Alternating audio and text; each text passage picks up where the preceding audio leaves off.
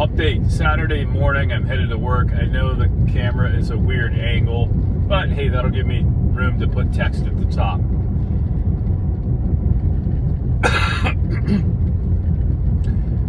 On Monday, I was doing yard work. I got a text from somebody that was coming into town, Logan, wanted to see if I could take her to an area of contamination in the creeks. And I was up on the roof blowing leaves out of the gutter, and I had to go get my own samples as well.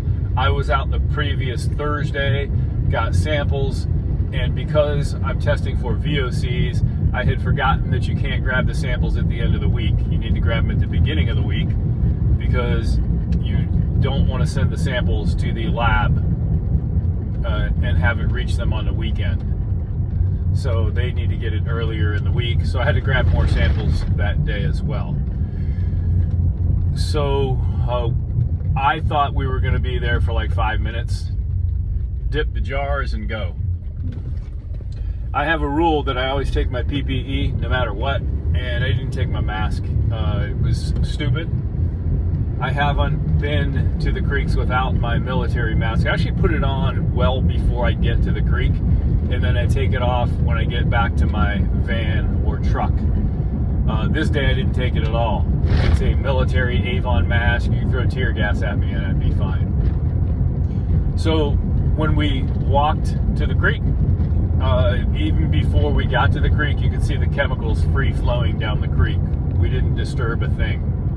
So I filmed that, and then when we got to the area that I wanted to take samples, the contamination as usual was just horrible. The EPA calls those hot spots. They're full of shit. They know what's going on. I've walked through those entire hundreds of yards of tunnels underneath town. It's all contaminated. Where there might be a slowdown or an eddy or a bend in the creek, it grabs chemicals in the bank a little heavier than others. It's been this way for 9 months. And they just had a meeting where they said, pretty much telling the public that everything is fine here now, and that Norfolk Southern is wrapping up. They did mention, they talked about the creeks, but when anybody asked them any serious questions, they just kind of said that, basically at the meeting, the demo, that the creeks are good. So, anyway, we ended up being there for about 35 minutes filming, and right away you could smell it. Right when you got down to the creek, it smelled like burnt petroleum. But I've worked on cars since I was a kid, and I still work on all my own stuff. You'll see fix-it videos. That's what my channel was before, basically. I can work on a car and not have symptoms afterward. I can change the oil. I can work on engine parts infused with oil or covered in oil, and I don't get sick. So just a minute or two into this, my nasal cavity and my throat started burning. It is very uncomfortable. The eyes start burning. The tests that I sent out for VOCs showed positive for high levels of cyclohexane, methyl cyclohexane, and isopropyl benzene or cumene. I will make a video about the technical aspects of this and what it does to your intestinal tract, what it does to your respiratory system, what it does to your nervous system, kidneys, liver. But I will tell you that it's not good. And just a few minutes into this, I start burning. And my eyes get irritated. It's funny because the hexanes, they have a sweet smell. And I may submit that initially it may not even been the butyl acrylate that's been bothering people so much, but the hexanes that are in the water. With the eye irritation, the skin rashes, the respiratory systems, the symptoms, and the diarrhea and the digestive problems. So since then, what happened? Well, I don't get headaches. I may have had a dozen headaches in my entire life. Patients tell me about headaches, and I always feel bad, but The only real time I've ever had headaches was if I had the flu or when I got COVID, things like that, associated with another illness. Monday night, I immediately started getting headaches, and that happened to me the first time I was exposed. Way back, if you watch my dead fish video in the very beginning of all this. Even before I got back to the car, I had a headache. My nasal cavity, my throat, and my chest were burning. I usually get home after work and exercise, lift weights. I could barely even get out of the car when I would get home from work this week. Now, I'm sure I sound energetic on these videos. Hey, watch him driving through ground zero here. But I'm not one to fake how I feel. I'm still exhausted from Monday. That exposure I got from breathing in that stuff for probably about 35 minutes. I had lost my balance several times this week, just off kilter. From here to here, there is almost, and I've had this 2 other times. I'm not even sure how to describe it. I guess maybe people would call it heartburn. I may have had, like, if I got something stuck in my throat a few times in my entire life, like a piece of food or something. But I've never had anything like this or what I experienced 2 other times after being exposed. This has been almost constant daily since Monday. It's as if there's something stuck in here. And I burp all the time, and I don't normally burp. So something is going on with my digestive tract in this area. Like, it feels there currently like there's a lump right in my throat here. Not stress. I thrive on stress. I have dealt with this whole problem, this derailment, for 9 months now, as we all have. And I was fine before Monday. When I had it from the aerators, which was 10 times worse than right now, when I was filming the aerators, I was actually getting splashed on. I was getting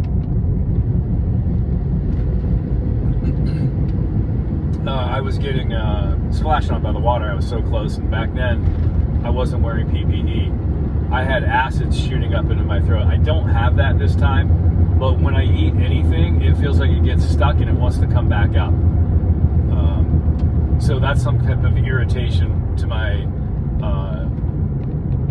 digestive tract here, the stomach. Oh, my teeth. I wasn't going to mention this because people probably think this is silly. This happened to me before when I was exposed. My teeth hurt really bad, and I'm not talking about gums. Like I've had braces before, and you know how your gums get sore? I'm talking about internally, the teeth, almost as if you had a dry socket, like exposed to air. The nerve is exposed to air, and I'm burping constantly. So my teeth hurt, not so much now, and it's lessening. But initially, Tuesday, Wednesday, Thursday, my teeth, inside my teeth hurt. Don't know how to explain it other than that. And when I say hurt, like bad nerve pain that you don't want to have. Like right now, from here to here, it's just not right. I feel pressure. Stuff is wanting to come back up. So today, once again, I'm announcing my retirement. I'll let others carry on.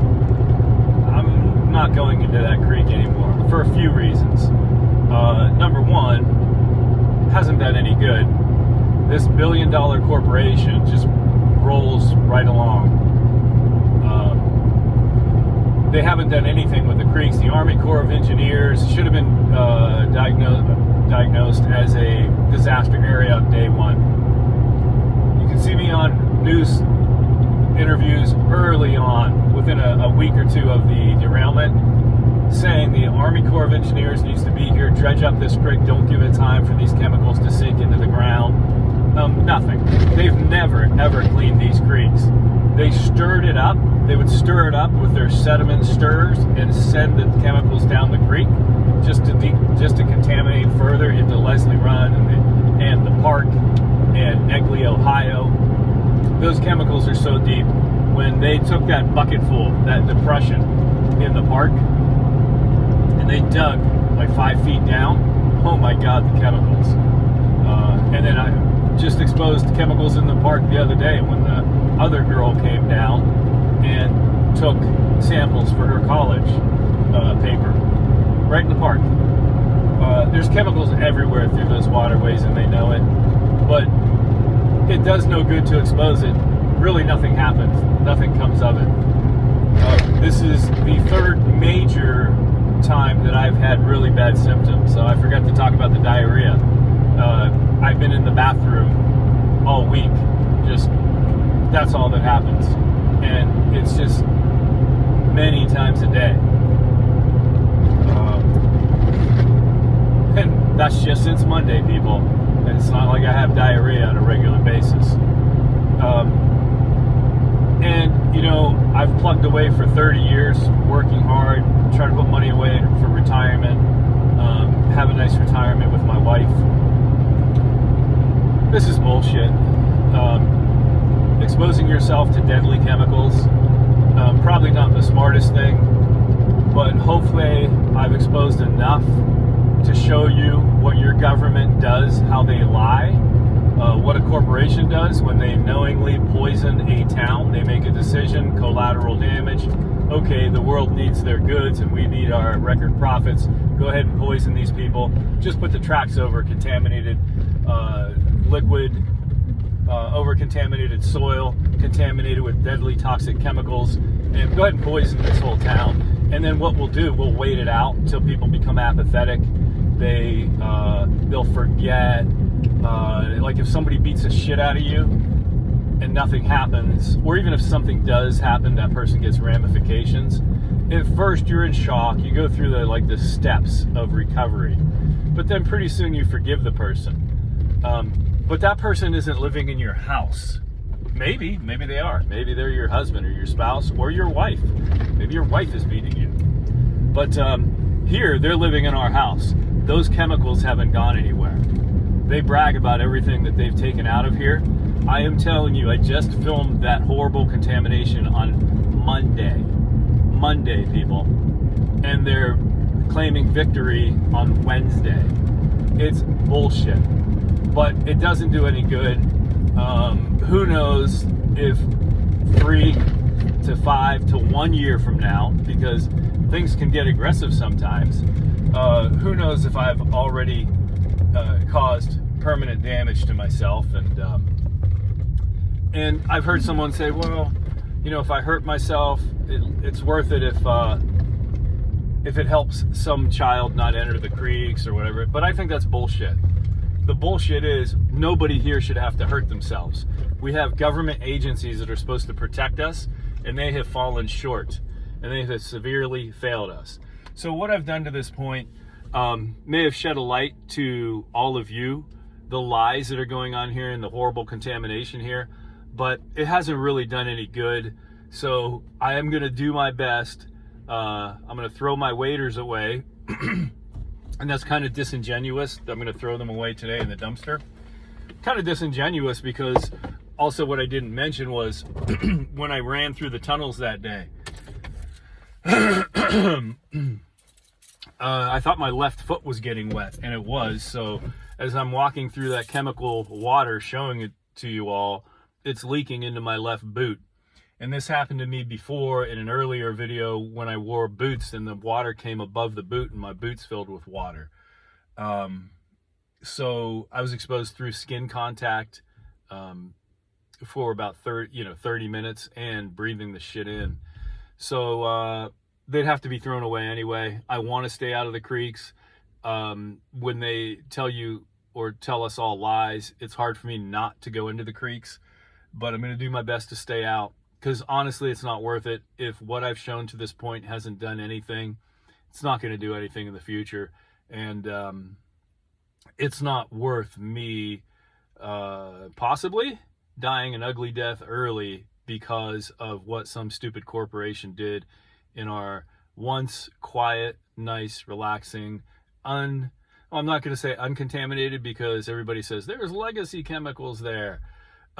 There's chemicals in probably most every town in America of some sort. You'd have to go on some type of remote mountain in Montana to be totally chemical free. But that doesn't mean that when a corporation comes in, let's say you have somebody that's that there's somebody got murdered in your town, okay? Like last year. So there was a murder in your town. And then a serial killer comes into your town and kills 30 people. So you say, well, there were legacy murders. Let that guy go. There's no big deal. You were murdered. There was a murder before here. Let those 30 people that were killed, no big deal. There was a legacy murder, and that serial killer is not such a big deal.